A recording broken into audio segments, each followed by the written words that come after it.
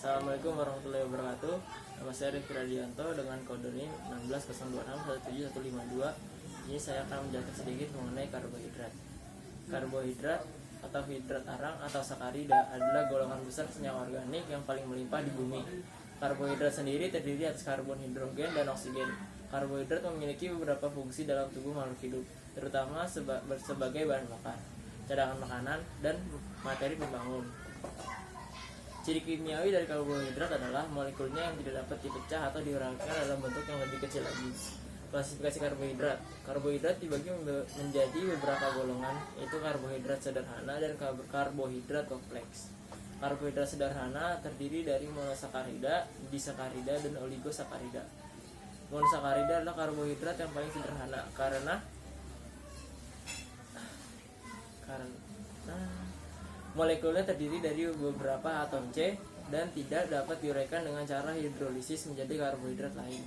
Disakarida dan oligosakarida adalah karbohidrat yang terbentuk dari dua molekul monosakarida yang saling terikat melalui gugus min OH yang melepaskan molekul air.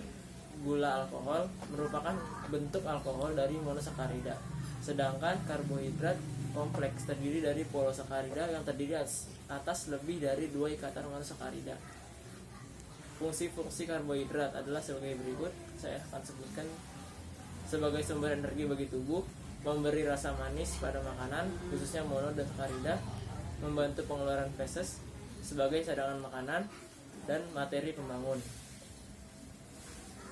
Pencernaan karbohidrat berawal dari proses pencernaan yang dimulai dari mulut dengan dikunyah sehingga bercampur dengan enzim amilase yang keluar dari ludah, yang berfungsi mengurai karbohidrat menjadi glukosa atau jika dikunyah lebih lama akan bisa menjadi amilase.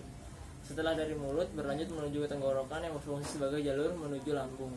Saat di lambung, karbohidrat dicampur dengan asam lambung yang bersifat korosif. Proses di lambung membuat karbohidrat menjadi lebih cair dan hancur karena adanya proses penekanan juga dari dinding lambung. Setelah itu karbohidrat berlanjut menuju usus halus. Di sini terjadi beberapa proses pada bagian usus halus, yaitu pada usus 12 jari, usus kosong, dan usus penyerapan. Pada usus 12 jari, proses yang terjadi adalah proses kimiawi dengan bantuan enzim amilase yang dihasilkan oleh pankreas. Enzim ini memecah amilum untuk menjadi disakarida. Setelah itu menuju usus kosong. Dalam usus ini disakarida dipecah menjadi monosakarida dengan bantuan enzim-enzim dari disakaridase, yaitu maltase, laktase, dan sukrase yang terdapat pada getah halus hasil sekresi dinding-dindingnya.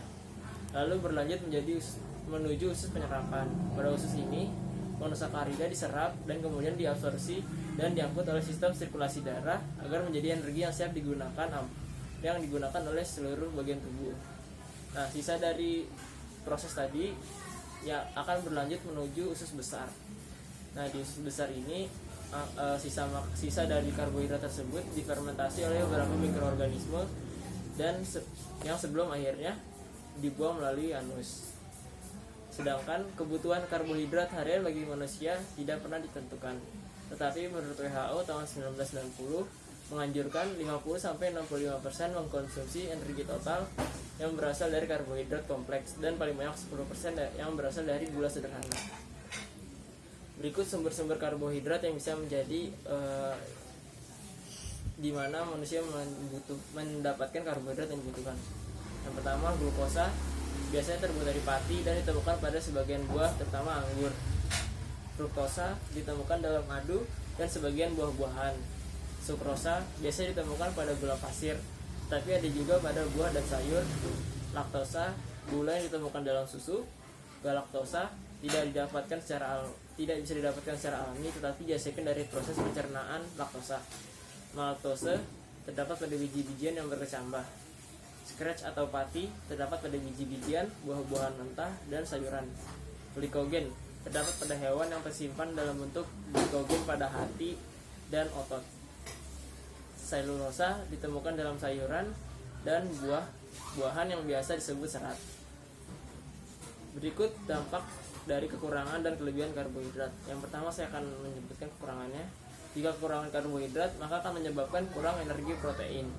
Dan jika kelebihan, ada beberapa dampak yang berikut salah satu beberapanya diantaranya adalah dapat meningkatkan penyakit jantung sampai diabetes karena kebanyakan mengkonsumsi glukosa yang berada pada karbohidrat.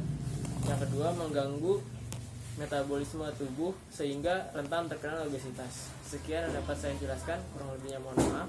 Assalamualaikum warahmatullahi wabarakatuh.